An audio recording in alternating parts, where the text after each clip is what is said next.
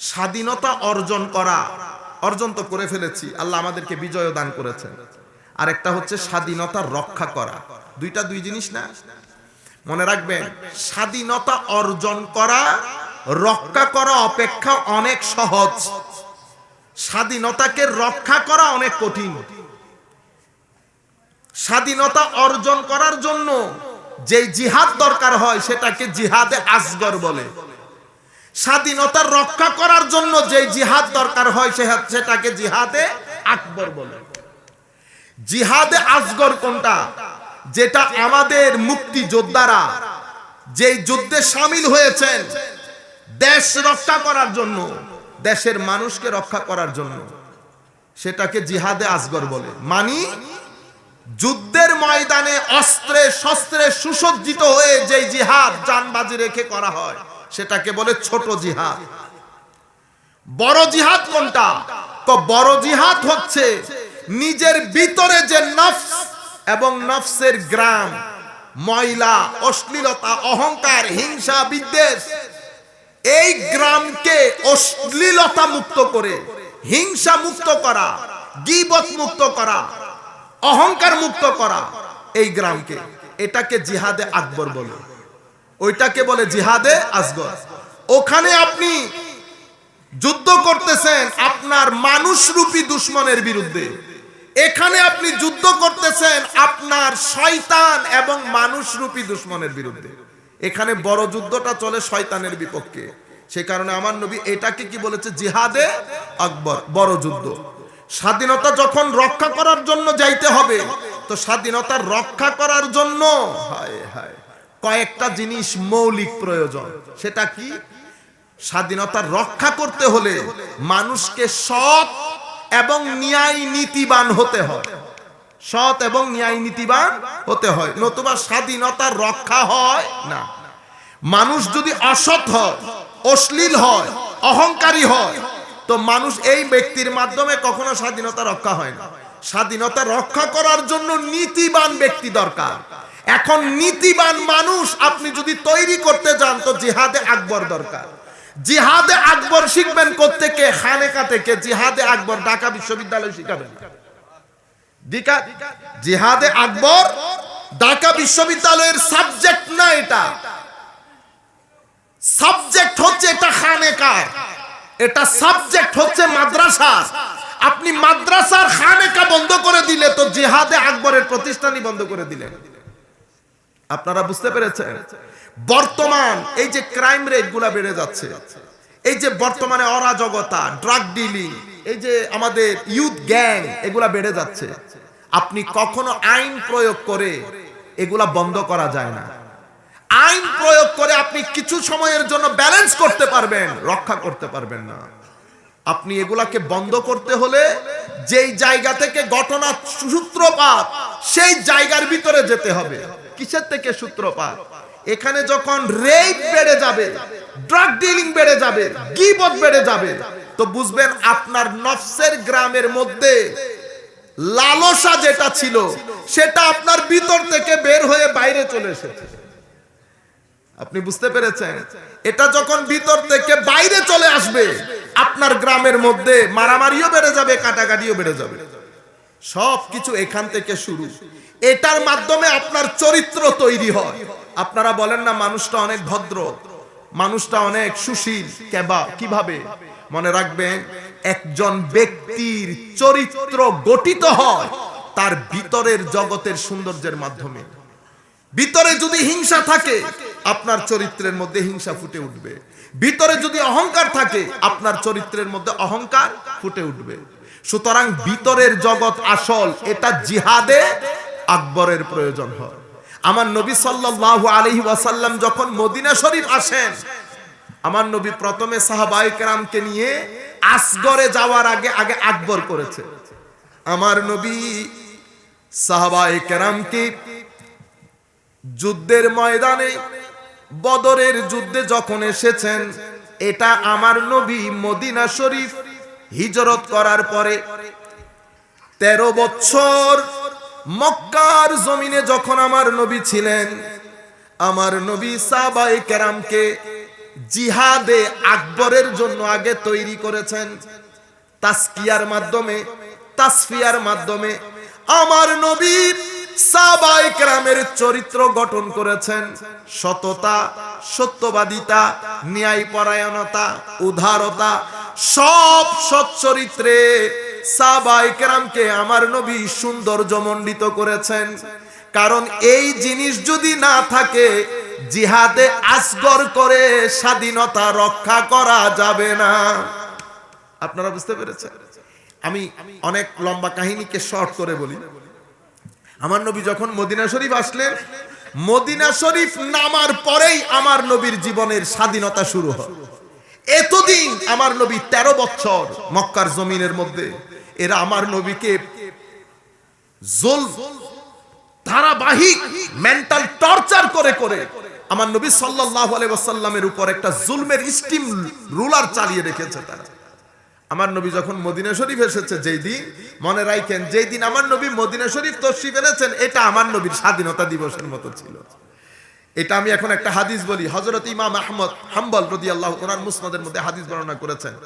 আন আনাসিন রাদিয়াল্লাহু তাআলা আনহু قال كانت الحبشة يزفنون بين يدي رسول الله صلى الله عليه وسلم ويرقصون ويقولون محمد عبد صالح فقال رسول الله صلى الله عليه وسلم ما يقولون قالوا يقولون محمد عبد صالح সাল্লাল্লাহু আলাইহি ওয়াসাল্লাম। হযরতে আনাস বিন মালিক রাদিয়াল্লাহু তাআলা আনহু থেকে বর্ণিত, উনি বলছেন, কানাতিল হাবাশাতু ইয়াজফিনুনা বাইনা ইয়াদাই রাসূলিল্লাহি সাল্লাল্লাহু আলাইহি ওয়াসাল্লাম। আরো অনেক হাদিসে পাকের মধ্যে এই হাদিসগুলো এসেছে।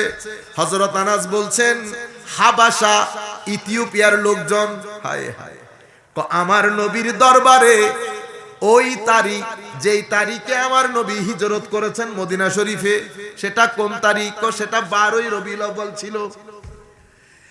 আমার নবীর এই সাহাবীরা ইথিওপিয়া থেকে নিজেদের সংস্কৃতি, কালচারাল কিছু ইনস্ট্রুমেন্ট ছিল, তাদের ইনস্ট্রুমেন্ট আমাদেরও যেরকম গ্রামীণ কিছু বাদ্যযন্ত্র আছে না, এরকম কিছু ইনস্ট্রুমেন্ট নিয়ে তারা মদিনা শরীফ আসতেন। মদিনা শরীফ এসে মসজিদে নববীর দুয়ারের মধ্যে তারা এগুলা বাজাইতো, ওয়ায়ার কুসুন, এগুলা বাজাই বাজাই তারা হেলে, আমরা বলি না নাচ করতো, আমি নাচ শব্দটা ব্যবহার করছি না, রাক্স করতো। আমরা কাওয়ালির মধ্যে রাক্স করি না, রক্স করতো। এখন অনেকের আমাদের ভারী হয়ে যাচ্ছে না জিনিসগুলা, না জানার কারণে আমরা অনেক কিছু করি। হিউম্যান নেচার আপনি অস্বীকার করতে পারবেন। মানুষের ভিতরে কিছু মানুষকে আল্লাহ অনেক ইমোশনাল করেছেন, তাদের সামনে যখন আপনি নাচ পড়বেন বেহুশ হয়ে যায়। কেউ আছে জিকরি ইলাহি করলে বেহুশ হয়ে যায়, এটা মানুষের নেচার। সাহাবায়ে কেরাম কি করছেন? ইয়ারকুসুন, তারা নিজেদের বাদ্যযন্ত্র বাজিয়ে মস্তের মধ্যে নাচানাচি করছে, হায় হায় হায়, রক্স করছে। এরপরে তাদের ইথিওপিয়ান ভাষায় কিছু একটা বলতেছে, আর তারা হায় হায়। আমার নবী বলছেন, তখন আমার নবী, অন্য হাদিসের মধ্যে এসেছে, আমার নবী দেখছেন এই আওয়াজ কোত্থেকে আসে। হযরতে আয়েশা সিদ্দিকা রাদিয়াল্লাহু তাআলা আনহা বলছেন, আমরা ঘরের দরজা ফাঁকা করে দেখছি, আমি আমার নবীর পেছনে কাঁধে হাত দিয়ে আমিও দেখছি, আমার নবীও দেখছেন। নবী কিছুক্ষণ পরে বললেন, আয়েশা আর দেখবানি? হযরত আয়েশা বলতেছেন, আমি আরো একটু দেখব। আবার নিজেও বলতেছেন, আমি বয়সে অনেক ছোট ছিলাম, আমার দেখতে ইচ্ছে করতেছিল। হায় হায়, হাদিসটা আছে এখানে। তখন আমার নবী বুঝতে পারছিলেন না ইথিওপিয়ান সাহাবায়ে কেরাম নিজের ওই ভাষায় কি বলতেছেন। আমার নবী একজনকে ডেকে পাঠালেন, বলে জিজ্ঞেস করে দেখো তারা তাদের ভাষায় এটা কি বলছে। তারা এই কথা বলে বলে ওই তাদের বাদ্যযন্ত্রগুলা বাজিয়ে তারা নাচানাচি করছে, আনন্দ উল্লাস করছে। তখন একজন গিয়ে জিজ্ঞেস করলেন, এটার আরবি কি? তো বলা হলো তারা তাদের জবানে বলছেন মুহাম্মাদুন আব্দুন সালেহ, মুহাম্মদ সাল্লাল্লাহু আলাইহি ওয়াসাল্লাম বড় ভালো মানুষ। এটা বলে বলে, কারণ কোন জায়গা থেকে তাদেরকে টেনে এনে আমার নবী মানুষ বানিয়েছেন, অধিকার দিয়েছেন। বেলাল রাদিয়াল্লাহু তাআলা আনহুর মতো ব্যক্তি যার উপর অত্যাচারের স্কিম রুলার, সেই বেলালকে আমার নবী আমার নবীর মুয়াজ্জিন বানিয়েছেন। কুল কায়নাতের জন্য আজকে আমার নবীর মুয়াজ্জিন হযরতে বেলাল রাদিয়াল্লাহু তাআলা আনহু। আরবরা যখন আমার নবী এই দিন নিয়ে এসেছে, আরবরা একজন আরেকজনের সাথে বলা বলি করতেছে, দেখছো নি নতুন একটা দিন, বেলাল বলে এখন আমাদের পাশে বসে আমাদের সাথে কথা বলবে। মানে বেলাল তাদের পাশে বসবে, এটা তাদের ভিতর গ্রহণ করতে পারছে না। আর আমার নবীর দিন বলছে বেলাল পাশে না, বেলালকে আমি মাথায় বসাবো। তুমি পাশের কথা বলতেছো। বুঝতে পেরেছেন আপনারা? আমার নবী সাল্লাল্লাহু আলাইহি ওয়াসাল্লামের এভাবে স্বাধীনতা দিবস সাহাবায়ে কেরাম পালন করেছেন। আপনি ইচ্ছে করলে ডিসএগ্রি করতে পারেন, দ্বিমত পোষণ করতে পারেন, আপনি আরেকটা নাম দিতে পারেন, কিন্তু এই পয়েন্ট থেকে বের হইতে পারবেন না, এই পয়েন্ট থেকে বের হইতে পারবেন না। আমি আপনাদেরকে যেটা বলতে চাচ্ছিলাম যে আল্লাহ রাব্বুল আলামিন আমার যেই নিয়ামত আল্লাহ আল্লাহর নবীকে দান করেছেন, এরপরে আমি আপনাদেরকে বলেছি না রক্ষা করাটা কঠিন বেশি। আমার নবী সাল্লাল্লাহু আলাইহি ওয়াসাল্লাম 10 বছর মদিনা শরীফের মধ্যে ছিলেন। আমার নবী রাত দিন এক করে দিয়েছেন আমাদের কাছে এই দিন সুষ্ঠু রূপে পৌঁছানোর জন্য। শেষ বিকেল আমার নবী দুনিয়া থেকে চলে যাবেন, একেবারে শেষের দিকে আমার নবীর কাছে সূরা নাজিল হলো, ইজা জাআ নাসরুল্লাহি ওয়াল ফাত। হাবিব, যখন আল্লাহর সাহায্য এবং বিজয়ের কথা বলতেছি, ওয়াল ফাত, বিজয় আসবে, ওয়া রাআইতান নাসা ইয়াদখুলুনা ফি দীনিল্লাহি আফওয়াজা।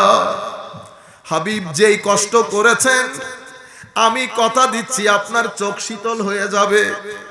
এতদিন 13 বছর মক্কার জমিনে দাওয়াত করার পরে কিছু মানুষ ইসলাম কবুল করেছে, একজন একজন করে করেছে, 2 জন 3 জন 10 জন করে করেছে। 13 বছরের মধ্যে 500 550 লোক ইসলাম কবুল করেছে। মন খারাপ করবেন না, আমার নবীকে আমার আল্লাহ বুঝাচ্ছেন, হাবিব আপনার চক্ষু শীতল হয়ে যাবে। আল্লাহর পক্ষ থেকে বিজয় যখন আসবে আপনি স্পষ্ট দেখতে পাবেন মানুষ দলে দলে আপনার দিন গ্রহণ করছে, মানুষ দলে দলে আপনার দিন গ্রহণ করবে, আপনার চোখ শীতল হয়ে যাবে। ইয়া রাসূলুল্লাহ, হায় হায়, আমার নবীর প্রতি আমার আল্লাহর প্রেম দেখেন, চোখ শীতল করেছে আমার নবী, আমার নবীর চক্ষু শীতল করেছে। মক্কা বিজয়ের দিন আমার নবী দেখছে না, কই 400-500 সাহাবায়ে কেরাম, যখন আমার নবী বিদায় হজ্জে যাচ্ছেন, লক্ষাধিক সাহাবায়ে কেরামকে আমার নবী অ্যাড্রেস করছেন ইয়া আইয়ুহান নাস বলে। 13 বছর মক্কার জমিনে অত্যাচারের স্টিম রুলার বলে না চলেছে, সামান্য সংখ্যক লোক ইসলাম কবুল করেছে। সেই নবী যখন বিজয় পেয়েছে মদিনা শরীফের মধ্যে, কায়া পালট গিয়া বিজয় পাওয়ার দে আমার নবীর দিন পুরো পৃথিবীর আনাচে কানাচে পৌঁছাইতে শুরু করেছে। আমার নবী আর মক্কা মদিনা শরীফের চৌহদ্দির ভিতরে না, আমার নবী এখন মহাদেশ চিন্তা করছে। আমার নবী দেশের গণ্ডি পেরিয়ে আমার নবীর জামানায় ইসলাম সিন্ধু প্রদেশের মধ্যে চলে এসেছে। আল্লামা ইকবাল বলছেন, মিরে আরব কো আই হে ঠান্ডি হাওয়া জাহাঁ সে মেরে বতন মহা। আমার নবীর জামানায় সিন্ধু প্রদেশ থেকে ডেলিগেশন গেছে আমার নবীর কাছে, সাহাবায়ে কেরাম আস্তে আস্তে চট্টগ্রাম শহরে চলে এসেছে। আমার নবীর দিন কিভাবে পুরা পৃথিবীর বুকে কিভাবে তেজস্বিতার সাথে আমার নবীর দিন পুরা পৃথিবীতে প্রচারিত হয়েছে। কিন্তু আমার আল্লাহ আমার নবীর চক্ষু শীতল করেছেন। যখন বিজয় আসবে তখন আপনি দেখে আপনার চোখ শীতল হবে, দলে দলে লোক ইসলাম কবুল করবে। এখন আপনি কি করবেন হাবিব? ফাসাব্বিহ বিহামদি রাব্বিকা ওয়াস্তাগফির ইন্নাহু কানা তাওয়াবা। এখন আপনি আর কিছুই করতে হবে না হাবিব, এবার রেস্টে চলে যান। এবার তাসবিহ পড়েন, বিহামদি রাব্বিকা, আপনার প্রতিপালকের প্রশংসার গীত বর্ণনা করেন। ওয়াস্তাগফিরহু, এবং আল্লাহর দরবারে যেই বিজয় আপনাকে দান করেছি। এটা খুব মনোযোগ দিয়ে শুনবেন, এখানে একটা গুরুত্বপূর্ণ মেসেজ আসে। আমাদের কিছু ভাই এই ধরনের শব্দগুলো কোরআন থেকে পিক আপ করে বুঝাইতে চায় আমার নবীর দোষ না থাকলে কি ইস্তেগফার করতে বলেছে? নাউজুবিল্লাহ, জোরে বলেন। আপনাদেরকে কি খারেজিয়তের ওষুধ পাইছেন হনুবা? নাউজুবিল্লাহি মিন যালিক। এই ধরনের শব্দগুলো মুখে আনো বেগাইরতি, মানুষের ইমানের গায়রত চলে যাচ্ছে এগুলা বলে বলে। আমার নবী, আমার আল্লাহ বলছেন, হাবিব এবার আল্লাহর প্রশংসার গীত বর্ণনা করেন। ওয়াস্তাগফিরহু, হাবিব বিজয় তো দান করেছি, বিজয় রক্ষা করা বড় কঠিন। হাবিব আপনাকে তুলে নেওয়া হবে, আপনার পরে যদি এই বিজয় ধরে রাখতে চান এবং এই বিজয় যদি কন্টিনিউ করতে হয়, তাহলে আপনি আল্লাহর প্রশংসা গীত করেন। আল্লাহ আমার নবীর মাধ্যমে আমাদেরকে বলছেন, আল্লাহমুখী না হলে বিজয় দীর্ঘদিনের হয় না। বিজয় দিবস পালন করার জন্য আমার আল্লাহ আমাদেরকে একটা মেথডোলজি দান করেছেন। ফুল দেন, আপনার ফুল আপনি দেন, এটা একটা জাতির সম্মানের জিনিস, অবশ্যই করবেন। কিন্তু শুধু ফুল দিয়ে বাইরে বাইরে বাইরে খুশি না, মন থেকে আল্লাহর দরবারে শুকরিয়া কয়জন আদায় করেছেন বলেন তো দেখি? আমরা যারা সকাল বেলার নামাজ আদায় না করে ফুল দিতে গিয়ে দৌড়াদৌড়ি করে পেপারে নিজের মুখ দেখানোর জন্য পাগল হয়ে গেছি, আমার ভাই এটাকে উদযাপন বলে না। ফুলও দেন, আল্লাহর দরবারে দোয়াও করেন। ফজরের নামাজ বাদ দিয়ে এই দিবস পালিত হয় না। আমরা মুসলমান, আমাদেরকে আল্লাহ কোরআনে বলেছেন কিভাবে করব, ফাসাব্বিহ বিহামদি রাব্বিকা।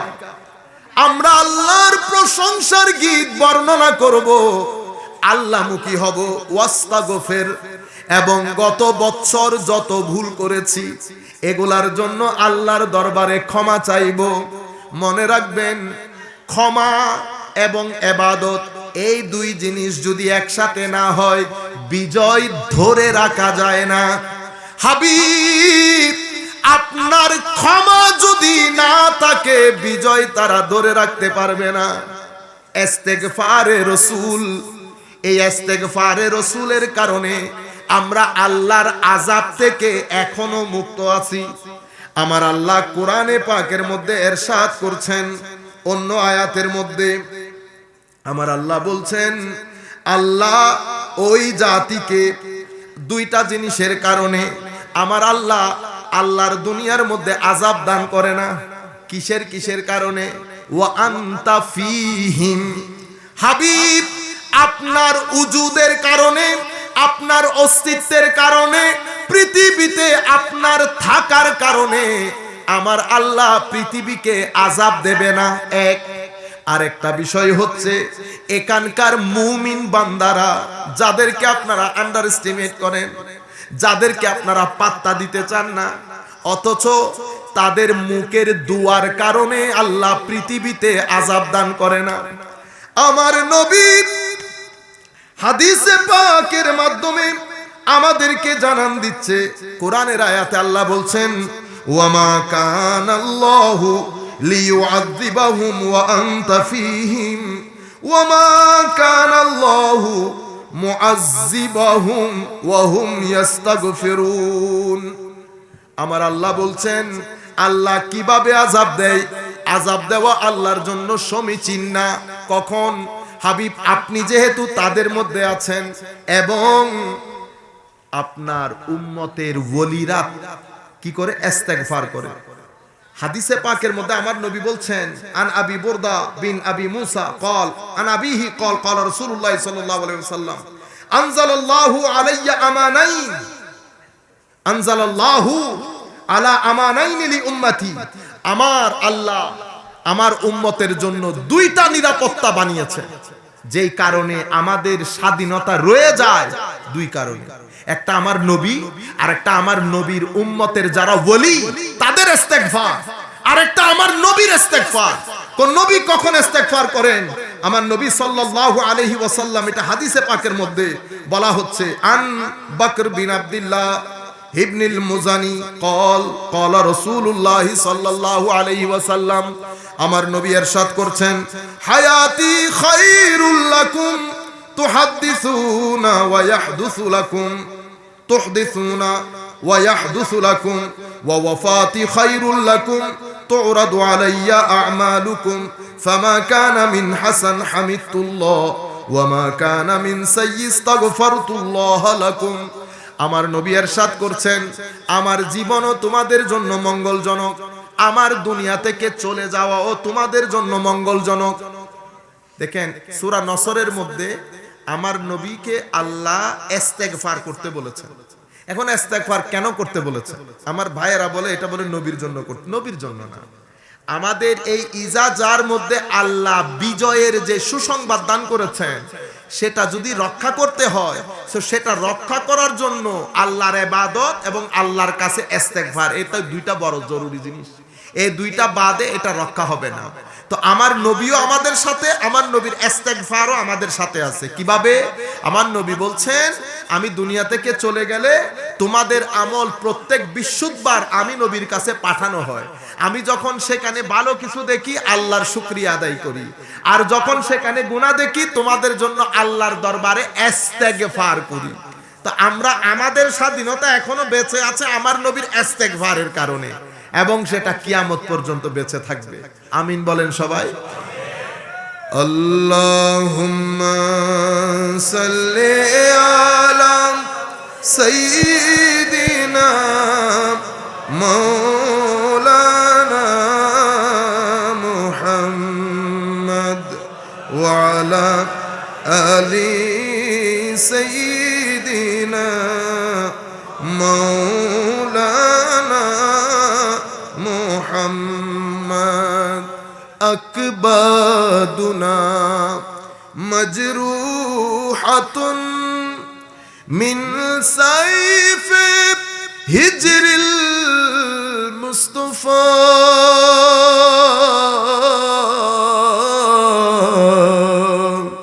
তুবা লি আহলে বলদতিন ফিহান নবিয়ুল মুহতাশমি। আল্লাহুম্মা সাল্লি আলা সাইয়্যিদিনা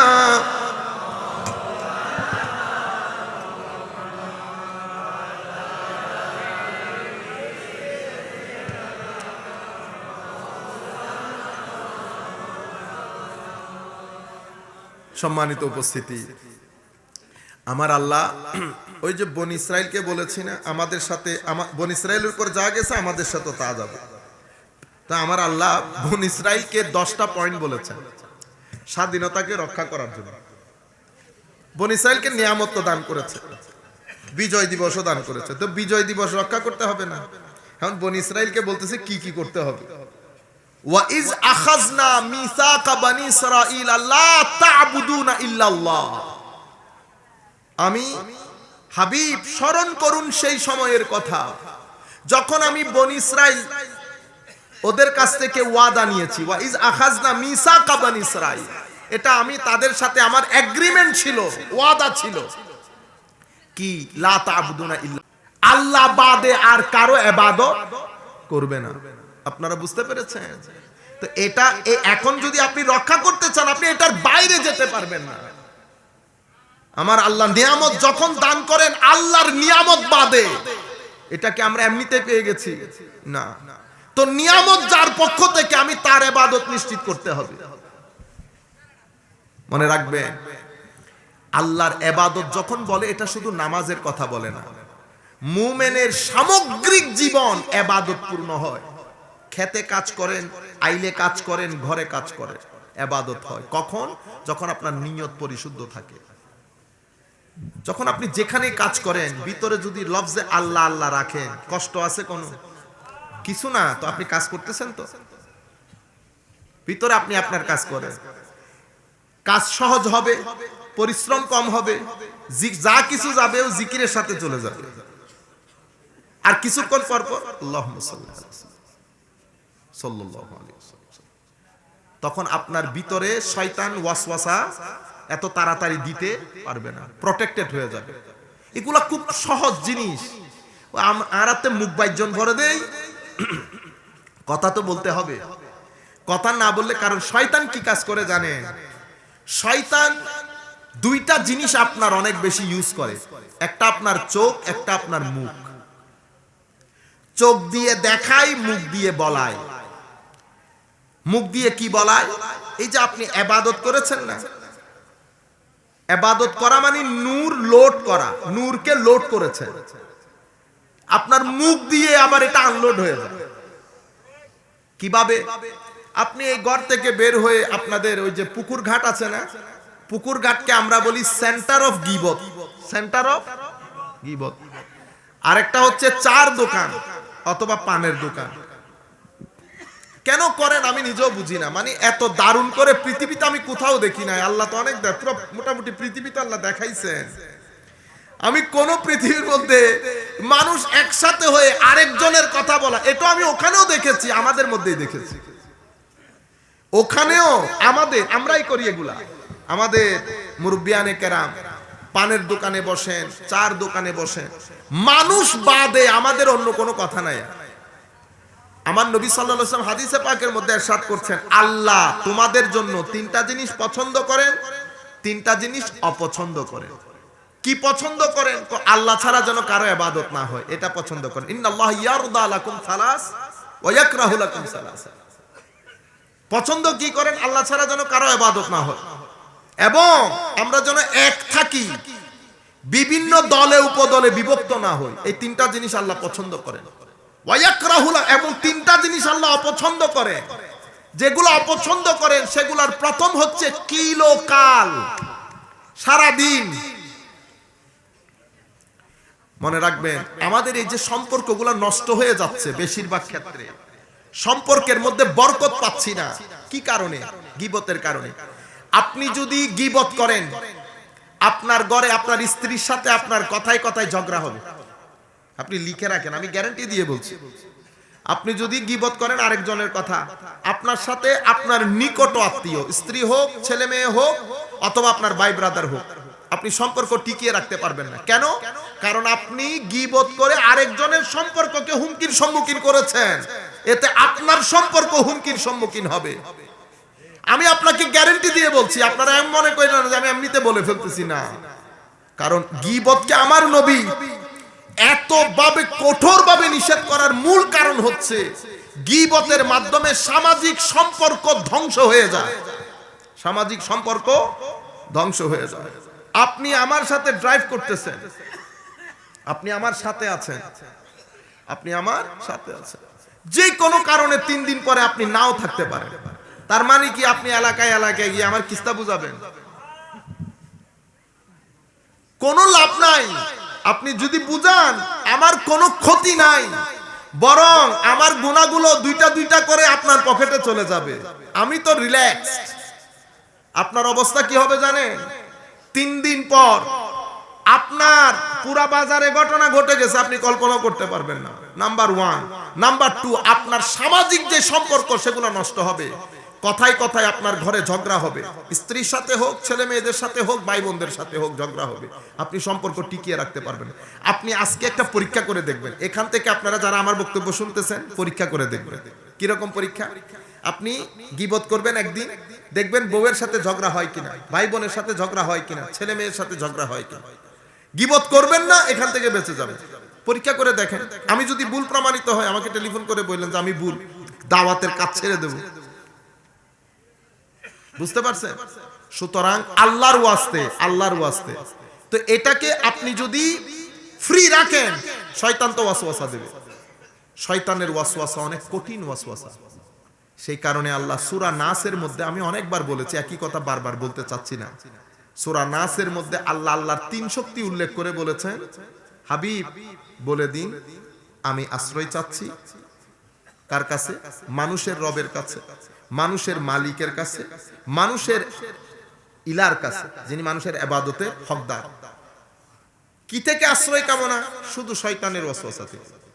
সূরা ফালাকে যান, হাবিব বলে দিন আমি আশ্রয় চাচ্ছি সেই মহান রবে, যিনি রাতের অন্ধকার ছিঁড়ে দিনের আলো বের করে। একটা শক্তি। কি থেকে আশ্রয় কামনা?